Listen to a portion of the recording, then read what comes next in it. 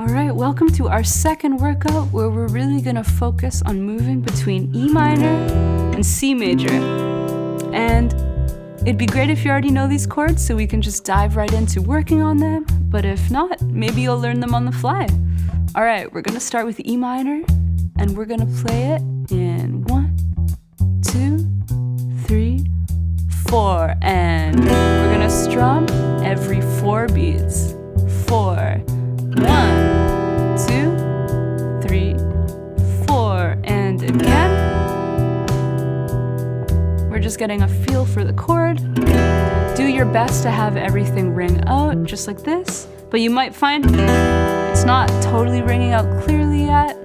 Maybe it'll sound a little like that. That's okay. Just keep trying. And we are gonna work on making this chord more articulate in a moment, because now we're going to strum individually like this. Okay, we're playing each string one by one, just taking 2 beats off and then again. And of course, just like in our last workout, the idea is to use this exercise to find out if any notes aren't quite ringing out the way they're supposed to. And you rectify that just by putting more pressure on the strings. And then hopefully they'll sound a little more like this. And one more time. Try to keep in time as best you can. And get ready to strum the chord right now. And the whole idea is you hold it for 4 beats. Now release pressure. You don't have to take your hand off of the fretboard, but you want the chord to sort of stop ringing out as clearly, just like this. And then you want to practice going from that relaxed state with your hand to actually playing the chord, because that's just a great skill to develop, because it'll help you increase your speed in finding that chord shape. And now we're going to continue on by pressing and then pointing at the screen, and then jump back to the chord. Get ready to point, just like this. Get your hand back into position. And get ready to point again. And of course, you can point for just a short amount of time if you need a little longer to set up that chord shape. Now point. All right, and that's it. Let's take a quick break. Stretch out your fingers a little bit. Shake out your hand. Totally normal for your fingertips to be a little sore. But now we're gonna jump into the next part of the workout. We're gonna work on our C major chord. In 1, 2, 3, 4. Strum, let it ring out for 4 beats, and then strum again. And you know what's coming next. Get ready to strum again. Yep, there we go. All right, we got another strum coming up. And we're almost there. We're gonna follow this by picking each string in the chord individually, because that'll help us, create more articulation and make the chord sound that much better, because it'll help us figure out if any strings don't have enough pressure on them. You know the deal. All right, this is the last time. Now let's get ready to strum each string, and then rest for 3 beats. Now get ready to do it again.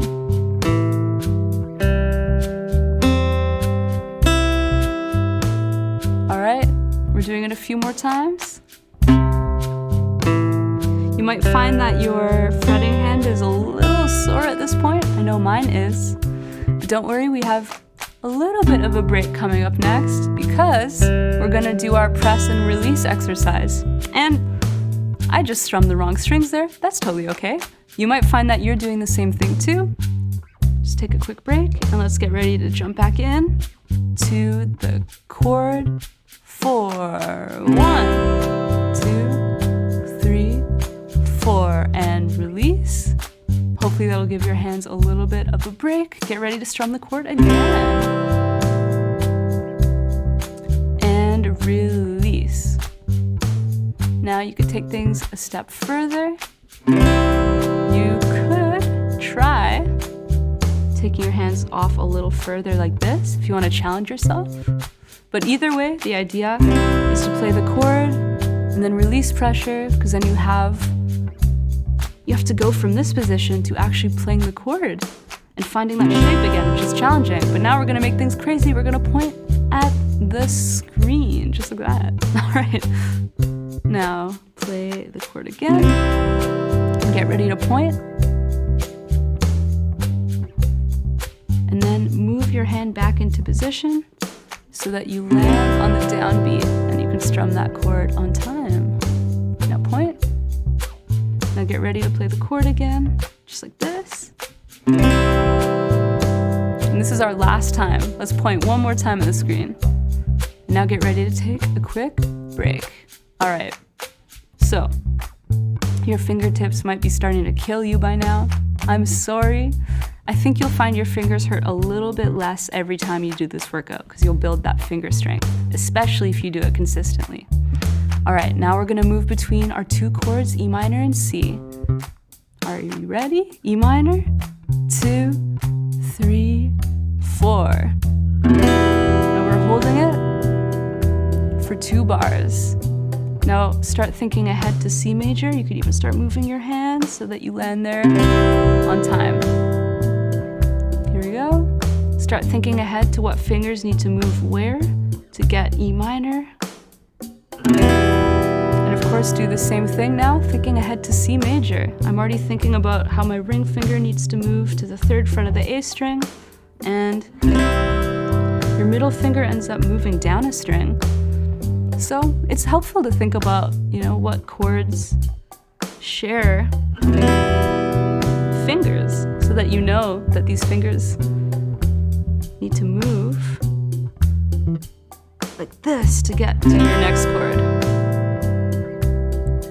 All right, we're moving back to E minor. We're just gonna keep doing this a couple more times so that you keep getting comfortable. And of course, just like before, if you need a little extra time to get to the next chord, no worries. That time will decrease the more comfortable you get. And you might even find that at some point, you won't need a lot of time at all to get from one chord to the next. You'll just build the muscle memory to move from one to the next. And I feel like doing workouts like this are a pretty great way to build that muscle memory. That's why we created them. All right, we're almost done.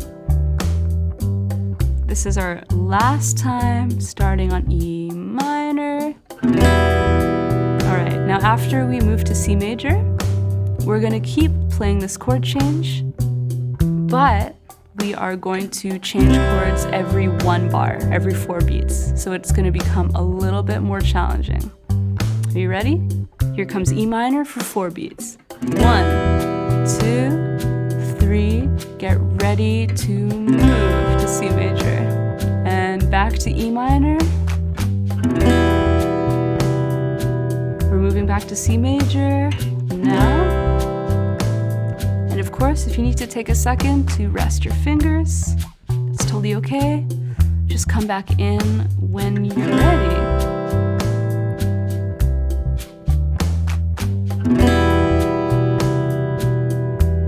Back to C major.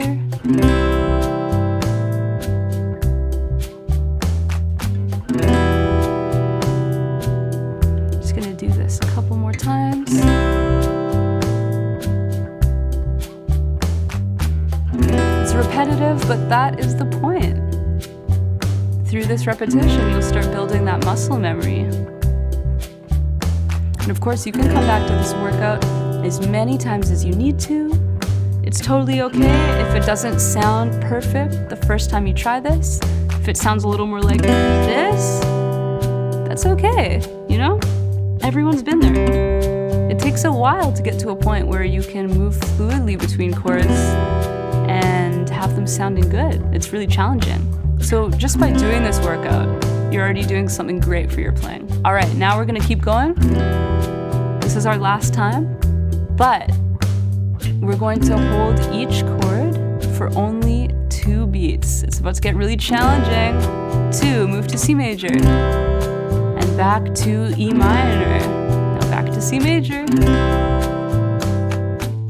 We're almost done. This is just a bonus challenge. It's totally okay if you can't do this yet. This is our last time.